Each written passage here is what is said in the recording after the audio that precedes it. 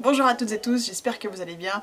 Aujourd'hui, j'ai farfouillé mes bibliothèques, j'avais envie de faire du classement, j'avais envie de faire du rangement, et je me suis dit, mais quelle bonne idée, faisons un top 10. Un top 10 de quoi? Alors, comme le titre l'indique, on va faire un top 10 des romans young adultes que je préfère. Tadam. Alors, ce top 10, ce classement, bien sûr, il n'engage que moi, forcément ça va pas être votre top 10 à vous, et n'hésitez pas d'ailleurs à me dire dans les commentaires si vous aussi vous auriez rajouté ou enlevé des livres de mon top 10, c'est très probable. Ça se trouve j'ai des goûts de chiottes, je ne pense pas, j'ai des goûts assez mainstream quand même, vous allez voir, c'est des choses assez connues. Voilà, je vous propose de commencer tout de suite par le numéro 10. Oui, j'ai mon téléphone, c'est parce que j'ai pris des notes, je m'en souviens pas du tout. Alors, en 10e position. Alors, 10e position, j'ai mis Autre Monde de Maxime Chatham. Alors, j'ai les livres juste là. Donc voilà, Autre Monde, là, c'est la première trilogie, enfin c'est le premier cycle que j'ai ici. Et, ah non, attendez, c'est une quadrilogie. Pourquoi j'ai le numéro 4, le numéro 3 et le numéro 1? À qui ai-je prêté? Ça commence. Donc Autre Monde, c'est un roman young adulte écrit par Maxime Chatham. Ça raconte les aventures de Matt et Tobias, deux amis d'enfance qui habitent à New York, et tout d'un coup, un jour, ils se réveillent et il n'y a plus d'adultes. Les adultes se sont évaporés, il n'y a plus que les vêtements à la place, et surtout, New York et tout le monde entier a été envahi par la végétation. Mais d'un coup, comme ça, vous vous réveillez, votre maison est ensevelie, il n'y a plus de voitures, toute la technologie a disparu, et donc certains adultes se sont complètement évaporés et certains se sont transformés en monstres, appelés des gloutons si je me souviens bien, et ils sont plutôt pas terriblement gentils. Donc c'est l'histoire donc de Matt et Tobias qui réussit à fuir la ville, et ils trouvent une communauté en fait où se sont regroupés d'autres enfants de leurs âges. Alors je précise bien sur leurs âges parce que on apprend très rapidement qu'une fois passé l'âge adulte, 18 ans, et bien les enfants commencent un peu à se transformer, deviennent en fait des cyniques. Ce sont les seuls adultes qui ont gardé leur forme humaine, mais qui en fait tout d'un coup, on ne sait pas pourquoi, se sont mis à détester les enfants. Et voilà, ça fait deux clans qui s'affrontent. À côté de ça, les enfants ont tous développé des pouvoirs. Alors, si je me souviens bien, Matt est devenu fort. Tobias, je crois que c'est tout ce qui est la dextérité, non, ou c'est l'adresse. En gros, il devient très fort avec un arc. Et il rencontre surtout une troisième personne, une fille qui s'appelle Ambre. Et vous allez voir, Ambre, c'était certainement le personnage que j'ai préféré, en tout cas au tout début. Alors j'ai mis dans ce top 10 cette saga, mais je ne mets que le premier cycle. Le deuxième cycle, j'ai pas trop accroché. Alors, en 9e position, j'ai mis un livre que j'avais mis dans le Cold Winter Challenge, si vous avez suivi. C'est Percy Jackson. Alors, je l'ai fini, j'ai vu les deux films, et je me suis dit, tiens, j'avais bien aimé les films, enfin, surtout le premier, le deuxième un petit peu moins. Et je me suis dit, tiens, j'aime bien l'univers, j'aime bien l'idée, et pourquoi ne pas le lire? Parce que je l'ai découvert donc très tard.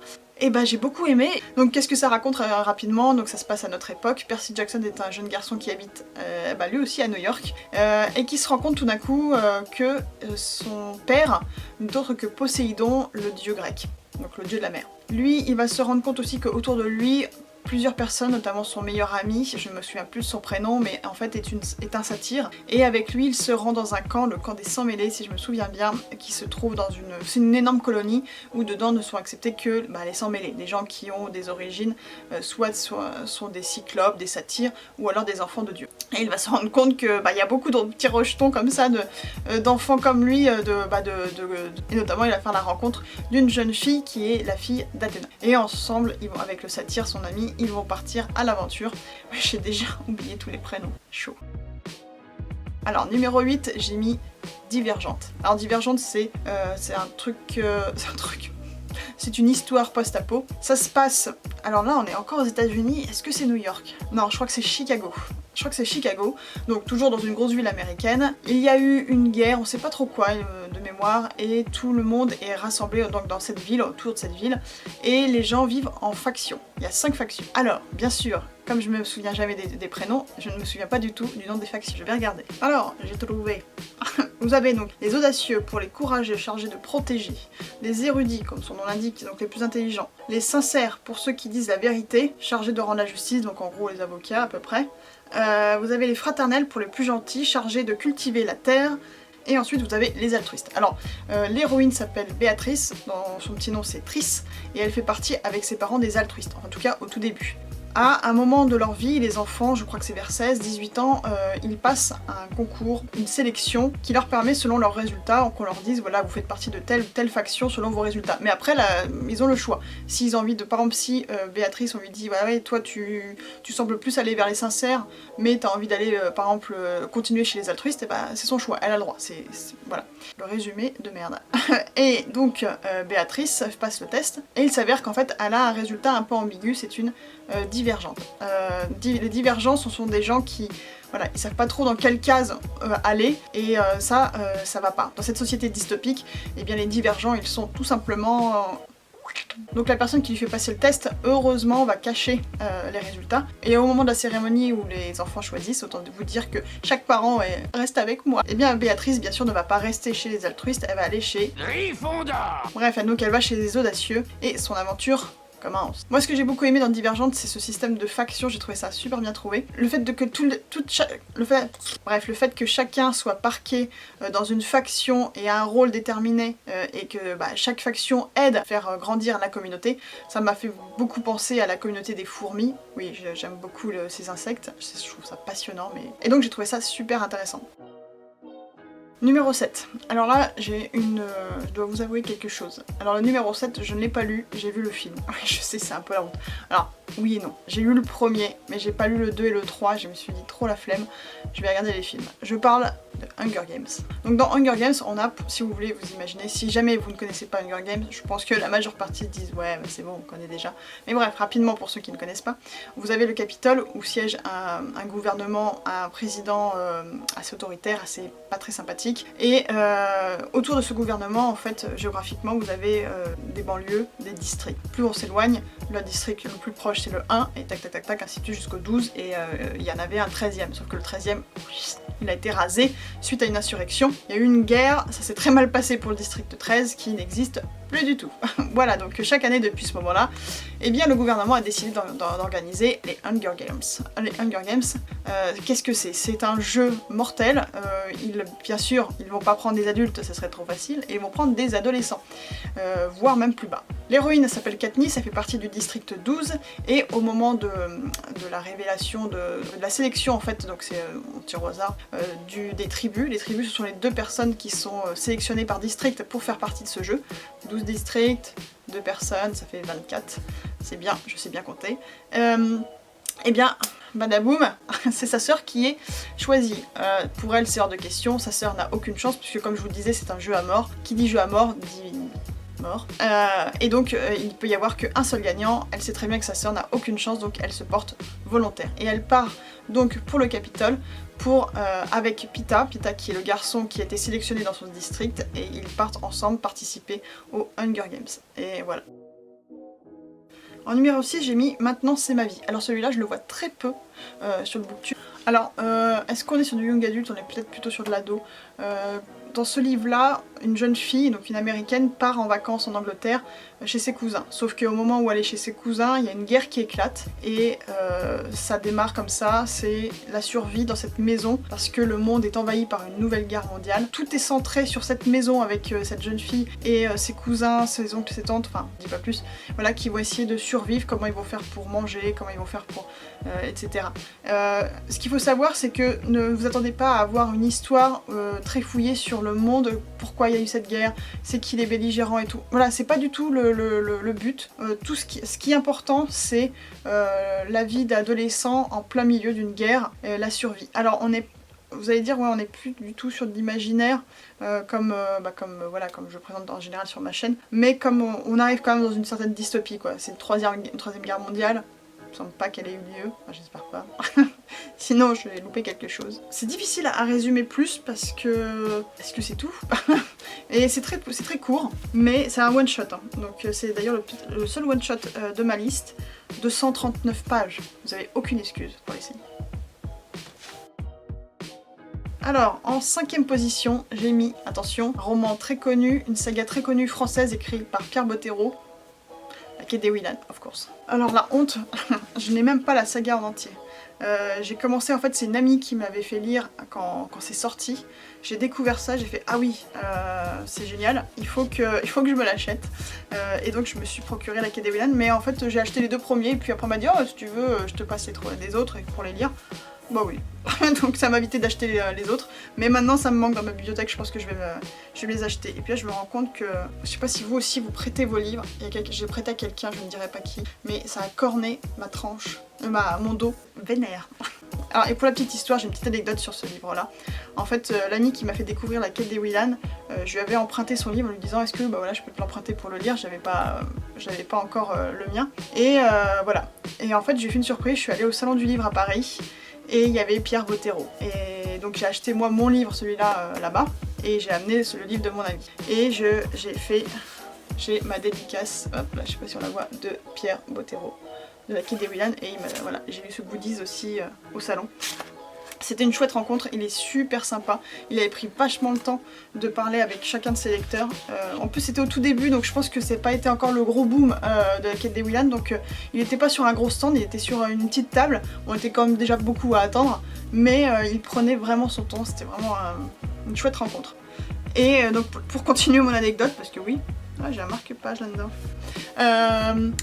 Bah en fait je suis revenue voir mon amie est hyper maniaque des livres, moi je suis comme ça, mais alors elle est comme ça, et je lui ai dit bon bah écoute voilà tiens je te rends ton livre, par contre j'ai un petit souci, je vais t'avouer, j'étais en train de le lire et puis j'ai mis un coup de crayon dans le livre. Alors là j'ai senti son visage se décomposer, mais bon voilà, comme on s'appréciait, elle me faisait ah bon bah c'est pas grave, j'ai senti que c'était il déconne.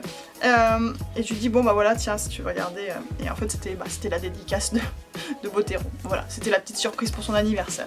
Alors la quête des Willan, qu'est-ce que ça raconte? Alors c'est l'histoire d'une jeune fille qui s'appelle Camille, qui est dans notre monde, et qui est tout d'un coup, en fait elle traverse la route et elle manque de se faire écraser. Et au moment où elle manque de se faire écraser, au moment où elle ouvre les yeux, enfin où elle se retrouve dans un autre monde, le monde de Gwendalavir, qui est un autre monde.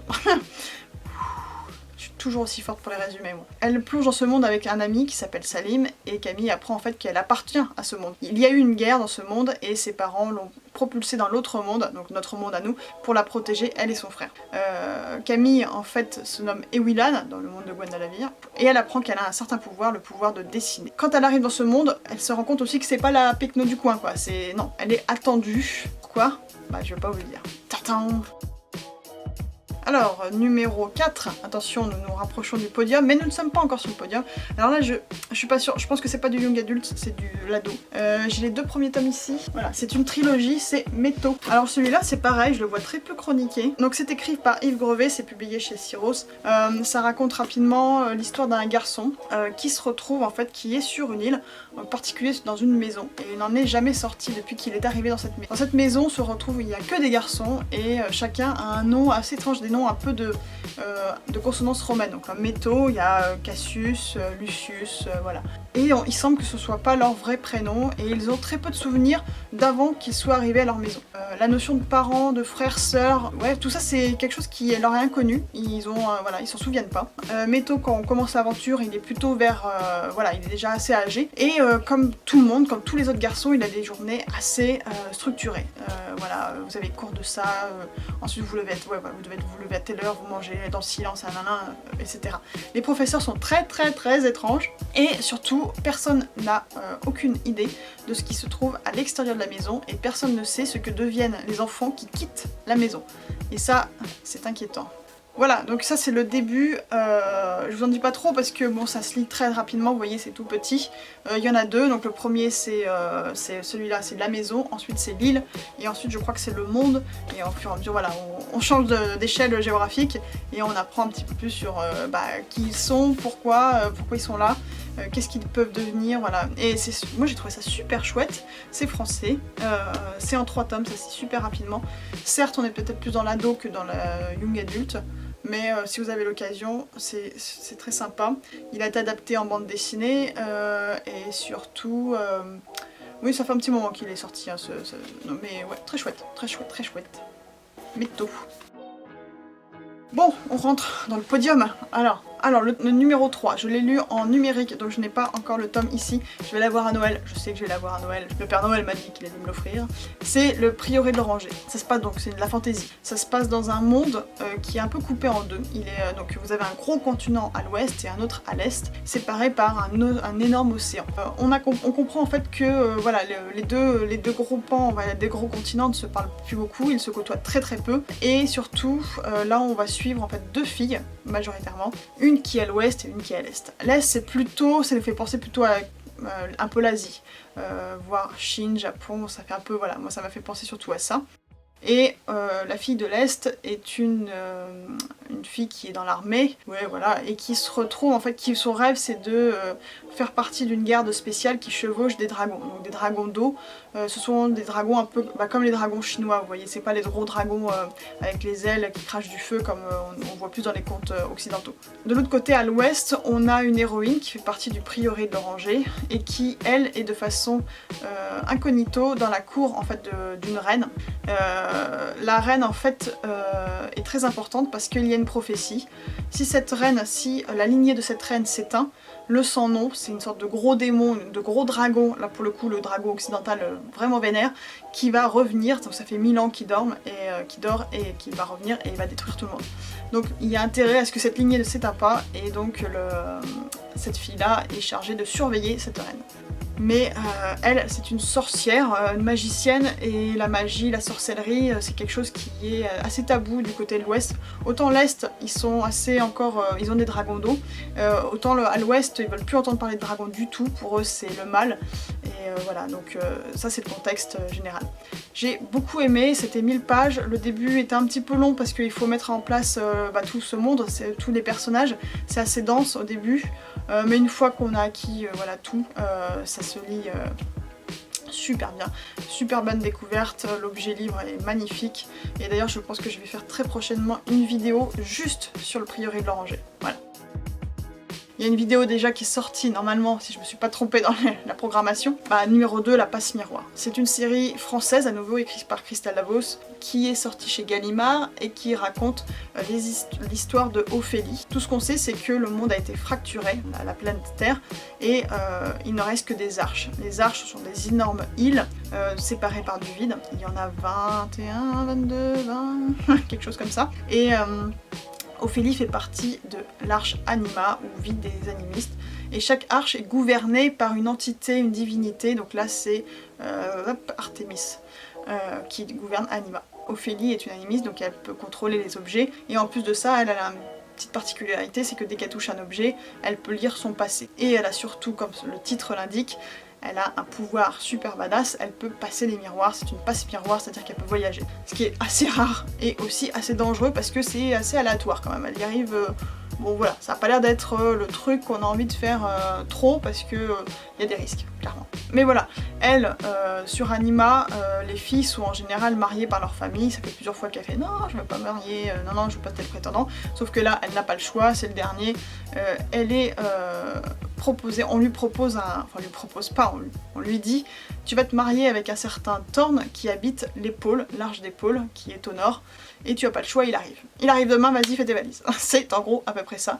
Elle part donc au pôle où elle découvre Thorn, elle l'avait découvert un petit peu avant, donc son futur époux, et là c'est pas le prince charmant. Thorn est quelqu'un d'assez froid, qui est assez antipathique au premier abord, on n'a pas trop envie de lui faire la causette, et d'ailleurs lui non plus n'a pas trop envie de vous faire la causette. Donc voilà, donc ça commence assez mal, et surtout on lui dit arrivé au pôle, tu ne dis pas qui tu es, tu ne donnes pas tes pouvoirs, tu ne dis pas quels sont tes pouvoirs, tu te tais, voilà, et ça sent très bizarre. Pourquoi? Elle va essayer d'enquêter. Elle arrive dans un monde aussi qui est très froid, température, il fait à peu près les -20 à peu près, c'est très enneigé, elle arrive à la Citaciel qui est la capitale. Et là c'est beaucoup d'intrigues politiques, on sent que l'ambiance c'est très loin de l'ambiance de chez Anima qui est quand même, Anima ça me faisait un peu penser au monde des Hobbits, voilà, ça fait un très bon enfant. Et là, on a moins envie d'y aller. Donc voilà, comme j'ai fait une vidéo vraiment sur la passe miroir, je vous laisse y aller, je vous mettrai un lien là-haut où j'en dis beaucoup plus forcément. Mais en tout cas si je l'ai mis dans mon top 2, dans mon top 3, c'est que forcément, j'ai aimé. Très belle saga. Et là le numéro 1, vieux suspense, parce que je pense que beaucoup s'en doutent. Non, toujours pas. Ouais, comment faire un classement sans mettre Harry Potter dedans. Et oui, moi, il est en première place. Harry Potter, quoi. Harry Potter. Bon, Harry Potter, je vais quand même peut-être pas vous faire l'affront de vous le résumer, mais bon, l'histoire d'un sorcier mondialement connu qui se retrouve au château à Poudlard. Au château à Poudlard. À l'école de Poudlard. Au château. Donc, bah, pourquoi j'ai aimé Harry Potter? Ces personnages, son imaginaire, son... C'est le livre qui m'a donné envie de relire, parce que j'avais eu un petit moment de... Voilà, j'étais au fond. Je lisais un petit peu moins à cette époque-là. Et c'est surtout ce livre qui m'a donné envie d'écrire et qui fait qu'aujourd'hui, bah, c'est mon métier. Donc c'est vrai que Harry Potter, ça me touche, c'est quelque chose... ça va être difficile de le détrôner. Au jour d'aujourd'hui, je pense que ça va être très difficile. Je rêve Harry Potter, je vis Harry Potter. Non, je plaisante. Je plaisante, mais j'aime beaucoup. Voilà. Team Gryffondor, mais j'aime toutes les maisons, je ne veux pas me faire d'ennemis, elles sont toutes bien. Voilà, j'espère que vous avez aimé cette vidéo. Nous on se retrouve très prochainement, pourquoi pas pour un nouveau top 10. D'ailleurs, n'hésitez pas dans les commentaires si vous avez des idées de top 10. Je vais réfléchir. J'ai quelques idées, notamment moi qui aime beaucoup par exemple les lectures sur les vampires, j'en ai commencé à en avoir lu pas mal. Je pourrais peut-être vous faire un truc sur les vampires. Ouais. Bon, à très bientôt. Au revoir.